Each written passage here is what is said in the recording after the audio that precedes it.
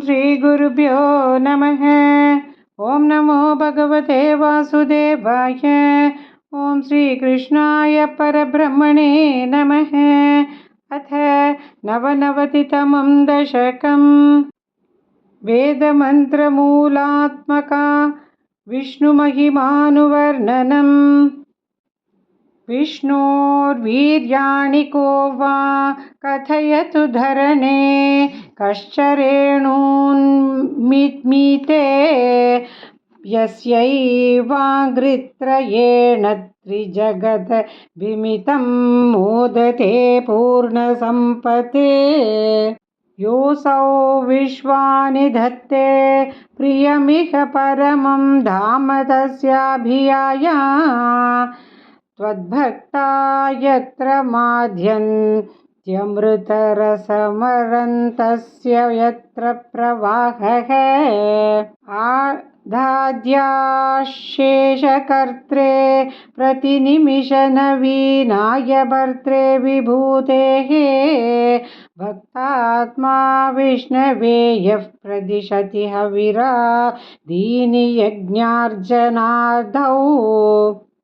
कृष्णाद्यञ्जन्म यो वा महदिह महतो वर्णयेत् सोऽयमेव प्रीतः पूर्णाय शोभिस्त्वरितमभिसरेत् प्राप्यमन्ते पदं ते।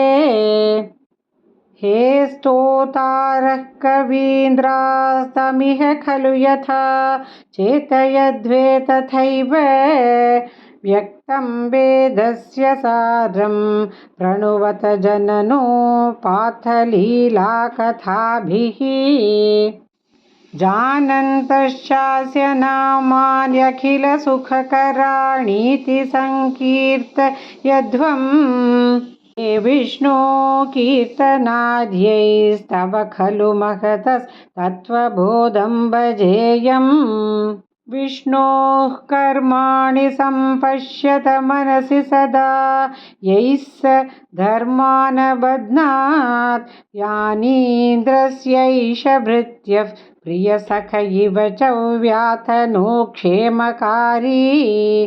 वीक्षन्ते योगसिद्धाः परपदमनिशं यस्य सम्यक् प्रकाशं।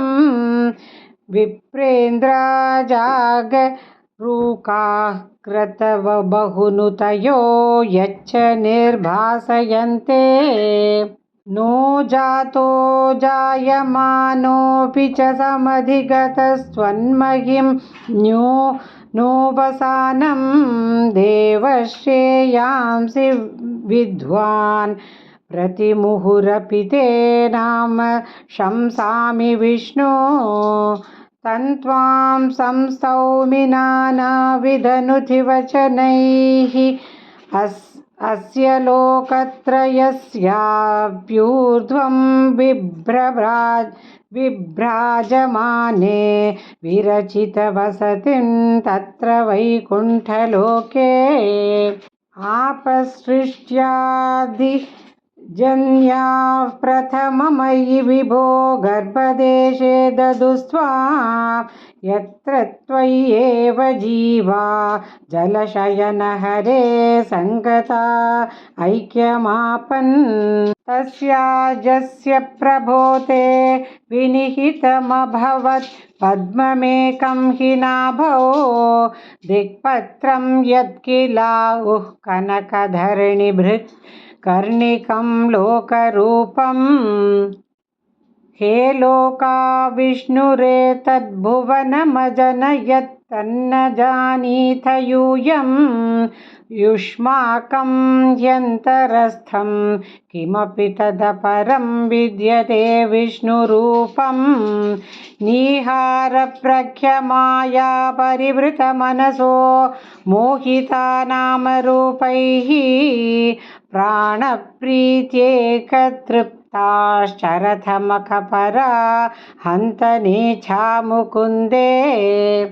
मूर्ध्नामक्ष्णां पदानां वहसि खलु सहस्राणि सम्पूर्य विश्वं तत्प्रोत्क्रम्यापि तिष्ठन् परिमितविवरे भासि चित्तान्तरेऽपि भूतं भव्यं च सर्वं परपुरुष भवान् किञ्च देहेन्द्रियादिष्वाविष्टो हृद्गतत्वा अमृतसुखरसं चानुभुङ्क्षे भुङ्क्षिक्षे त्वमेव यत्तु त्रैलोक्यरूपं दददपि च ततो निर्गतोऽनन्त शुद्धज्ञानात्मा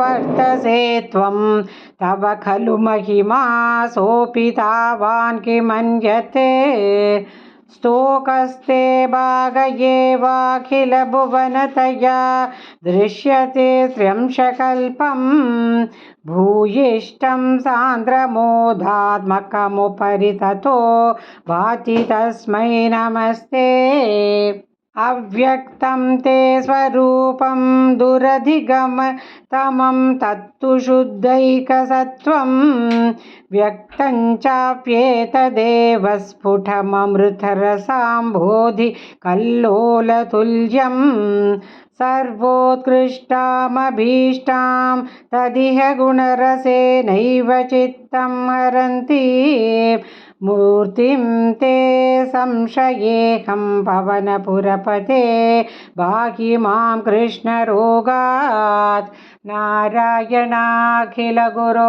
भगवन्नमस्ते नारायणाखिलगुरो भगवन्नमस्ते।